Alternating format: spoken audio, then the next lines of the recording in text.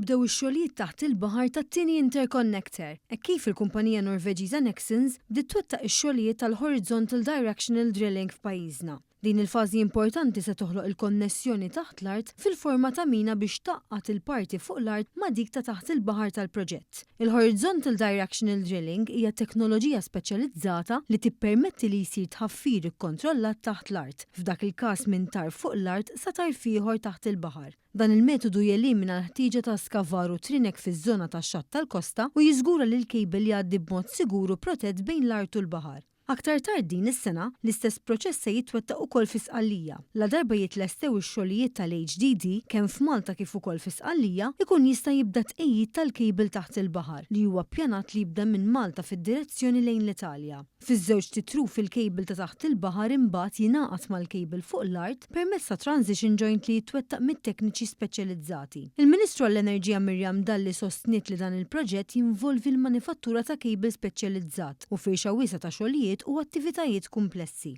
B'dan il-mod qegħdin naraw li ma nkunux qegħdin noħolqu inkonvenjent u naqqas impatt ambjentali fuq l-erja tal-madwar. Għaliex hawnhekk qegħdin naraw li permezz ta' din it-teknoloġija HDD tkun qed titħaffer mina taħt l-art li permezz tagħha jkun jista' il-kejbel minn Sqallija għal taħt il-baħar jingħaqad ukoll għal mal-kejbels fuq l-art. Sa dan it-tant il-Ministru għall-Fondi Ewropej Kita Zopparditanti saħaq li dan il-proġett se jagħti sigurtà fejn tidħol il-provvista tal-enerġija kif ukoll se jżomm il-prezzijiet tal-enerġija stabbli.